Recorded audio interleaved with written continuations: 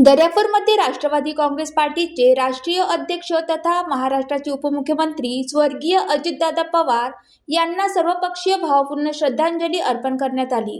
दर्यापूर येथील कृषी भवनात आयोजित शोकसभेत शोकाकुल वातावरण पाहायला मिळाले। अकस्मात निधनामुळे संपूर्ण महाराष्ट्रासह दर्यापूर तालुक्यात शोककळा पसरली असून राजकीय व सामाजिक क्षेत्रात मोठी पोकळी निर्माण झाल्याची भावना यावेळी व्यक्त करण्यात आली।